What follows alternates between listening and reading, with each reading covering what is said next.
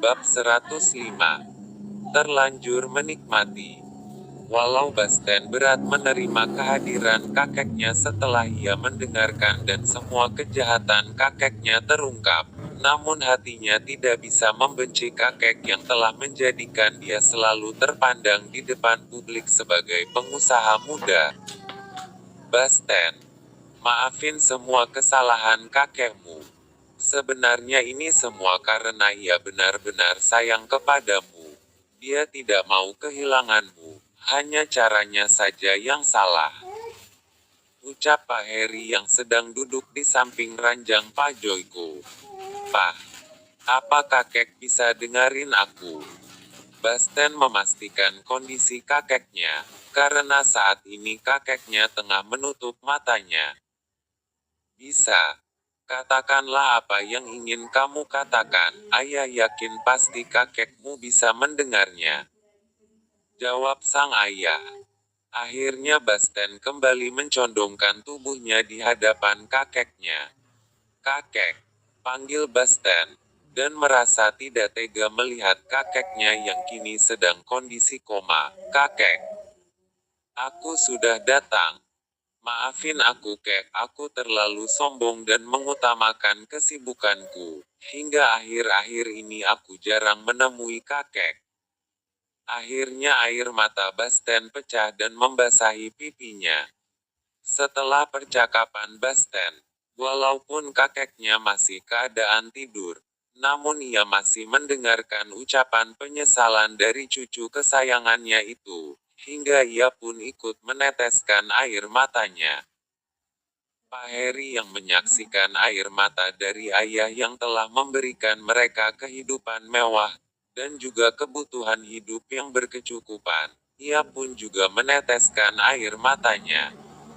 Ayah, kami ikhlas kepergian ayah, dan ayah juga ikhlaskan semua perjuangan dan pengorbanan ayah kepada kami. Ayah jangan khawatir dengan kami. Kalau ayah sudah tidak bisa bertahan lagi dengan kondisi ayah saat ini, kami ikhlaskan kepergian ayah. Bisik Pak Heri di telinga lelaki tua yang telah menjadikan mereka menjadi orang-orang hebat dan sukses.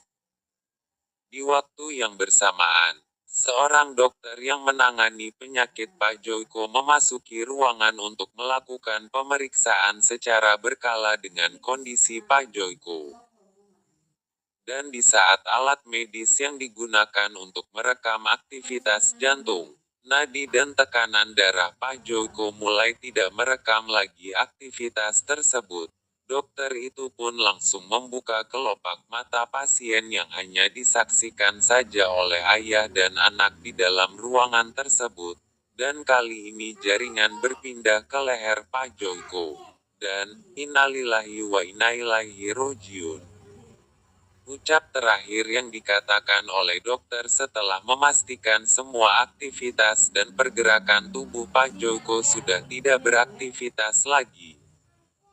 Detik itu juga langit yang begitu cerah di tengah musim panas, langsung gelap dan seraya menyambut hari kelabu yang dialami keluarga Pak Heri dan juga Basten. Hari itu pun menjadi hari yang begitu kelam bagi keluarga besar mereka. Jenazah sang kakek langsung dibawa ke kediamannya, dan akhirnya acara penguburan Pak Joyko berlangsung dengan mewah, yang dihadiri beberapa pimpinan perusahaan dan pejabat tertinggi di kota itu. Hari demi hari telah berlalu, tidak terasa kepergian Pak Joyko kini sudah 1 bulan. Namun kesedihan yang dialami Basten belum hilang dalam dirinya. Bahkan seringkali tertangkap oleh Ibu Shirley setiap ia meneteskan secara tiba-tiba air matanya. Dia yang dulu memiliki semangat yang berapi-api di saat ada pekerjaan, di saat ke kantor, atau dengan berbagai pekerjaan lainnya. Namun sejak kepergian kakeknya, hari-harinya justru semakin kurang semangat. Bawaannya sedih selalu, bahkan terkadang di tengah-tengah keceriaannya sang kakek yang telah menjadikan dia orang hebat yang sukses terlintas dalam benaknya.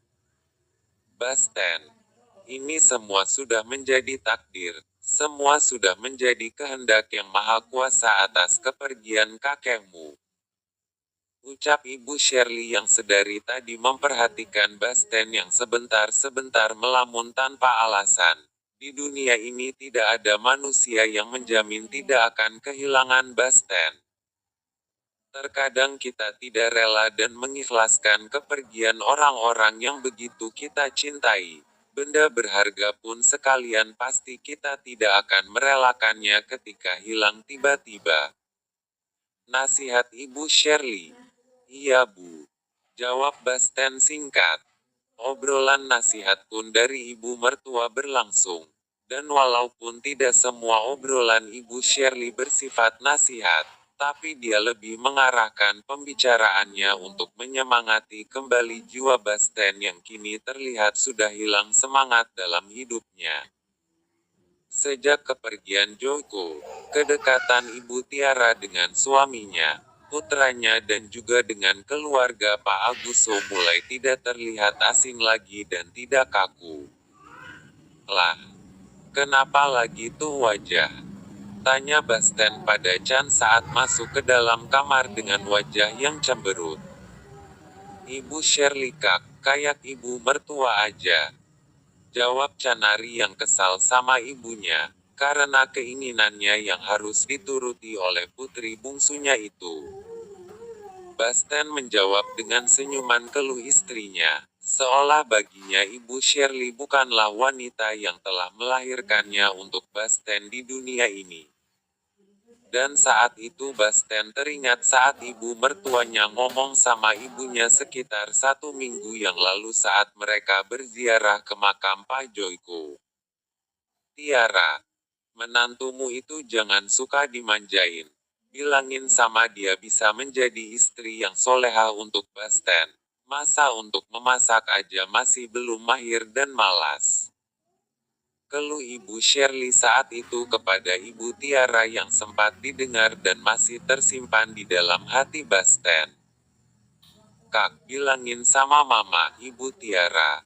Dulu, kalau kakak gak butuh istri yang harus serba bisa, tapi cuma butuh istri yang siap di enggak kapanpun siap.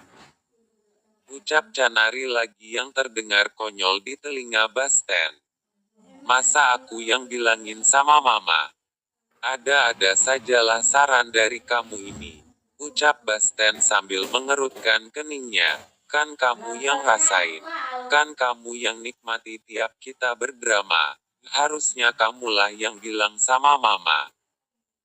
Gak mungkinlah Kak, aku kan menantu. Malulah kalau aku yang bilang sama ibu. Ucap Canari sambil melepaskan kancing bajunya untuk ganti baju. Melihat gerak-gerik sang istri, dalam sekejap jiwa Basten yang telah tertanam yang namanya kemesuman otaknya langsung beraksi dan mendekati tubuh mungil Canari yang sedang memamerkan tubuh putih yang sangat mulus itu. Sayang, emang apa alasan utama ibu dulu untuk memaksa kamu harus bisa memasak? Tanya Basten sambil memulai pancingan di setiap jarinya. Mau ngapain? Hah? Protes Canari saat sentuhan pertama membuatnya kegelian. Lah, katanya tadi, yang penting siap di enggak kapanpun siap. Sebuah ucapan yang mematikan protes Canari. Dan ternyata trik itu berhasil. Canari hanya diam dan kembali melepaskan beasterisnya. Dan penampakan indah pun kini semakin membuat otak Basten tak mau menghentikan pemanasannya. Canari memilih pasrah, tanpa memberontak lagi di setiap trik yang diterapkan Basten di setiap bagian sensit asteris F-nya. Bahkan Canari terlihat semakin menikmati pemanasan acara mereka, dan tak ingin acara itu tanggung. Alasan ibu, supaya aku bisa manjain kakak. Jawab polos Canari semakin membuat Basten tak bisa lagi mengontrol keahliannya. Tanpa basa-basi, Basten langsung membalikkan badan mungil istrinya di atas meja, Bahkan beberapa alat make up Canari jatuh ke lantai. Kak, masa di atas meja sih? Keluh Canari. Basten pun bukan mengalahkan, ia malah semakin brutal dan menggul MBPR tipis Canari dengan hak cipta T, hingga hal itu membuat Canari memejamkan matanya sambil menarik napasnya dalam-dalam. Saat itu Basten langsung menguji kesabaran Canari. Dia sengaja menghentikan skillnya. Tapi Canari malah berontak dan menarik kembali tubuh kekar suaminya. Tanggung jawab, ucap Canari yang masih memejamkan matanya. Basten tersenyum. Ternyata skillnya telah menjalar ke seluruh tubuh mungil tersayangnya. Dan akhirnya ia kembali mendaratkan cium N di bagian dat kemudian berpindah ke bagian Paasteris mulus Canari. Otak Canari yang kini udah tak karuan lagi. Langsung meraih pedang suaminya yang sudah siap digunakan. Ia pun memainkan peda asteris G suaminya. Dan kali ini yang mengeluarkan desa asteris N ialah Basten. Sekarang, ajak Canari. Basten mengangguk dan acara pun dimulai setelah keduanya sudah sangat siap berdrama.